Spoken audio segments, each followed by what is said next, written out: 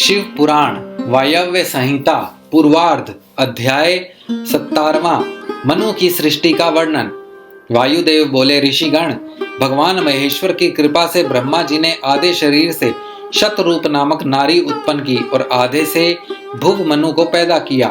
उसी कन्या ने यशस्वी मनु को पति के रूप में पाया।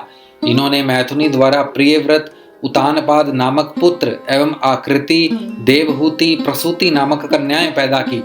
आकृति और रुचि के दक्षिण और यज्ञ पुरुष नामक 2 पुत्र पैदा हुए और प्रसूति व दक्ष की 24 कन्याएं हुई, जिनमें 13 कन्याओं का विवाह धर्म के साथ हुआ तथा अन्य का विवाह दशा, भृंगु, मारीचि, अंगिरा, पुलह, कृतु, पुलत्स्य, अत्रि, विशिष्ट एवं अग्नि के साथ हुआ। ऊर्जा 3 पितरों को समर्पित हुई। धर्म को 13 पुत्रों की प्राप्ति हुई। दक्ष प्रजापति की पुत्री के रूप में सती का जन्म हुआ और उसने देवादिदेव भगवान शिव को पति रूप में पाया।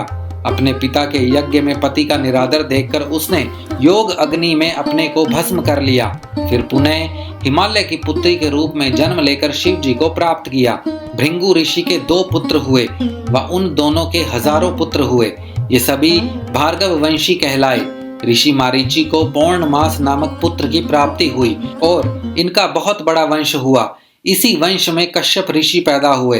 अंगिरा ऋषि के 2 पुत्र व 4 पुत्रियां हुई और उनकी बहुत सी संतानें हुई। अग्नि के पुत्र पैदा हुए और इसी वंश की संतानें पुलत्स्य कहलाई। इसी प्रकार कर्दम, पुलत्स्य के अग्नि, वालखिल्य, अत्रि एवं मुनि वशिष्ठ के सैकड़ों अरब संख्या में संतानें हुई। ब्रह्मा जी के मानस पुत्र रुद्र के पुत्र अग्नि को पावन, पवमान, शुचि पुत्र हुए और इनके 49 पुत्र हुए।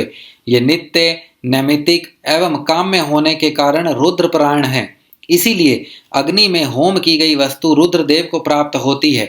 पृतवंश के वसंत आदि 6 ऋषि पितरों के स्थान हैं। अग्निस्वंत, अजवायन और यजवान बहिर्षद हैं। स्वधा से मैना नामक पुत्री हुई, जिसका विवाह गिरिराज हिमालय से हुआ। उनके मैनाक और क्रोंच नामक 2 पुत्र एवं माँ एवं पतित पावनी गंगा नामक 2 पुत्रियां हुई। भगवान रुद्र के शाप से चाक्षुष मनवंतर में दक्ष प्रजापति उनके पुत्र हुए। इस प्रकार मैंने धर्म आदि के वंश का वर्णन आपसे संक्षेप में किया। वायव्य संहिता अध्याय 17वां समाप्त।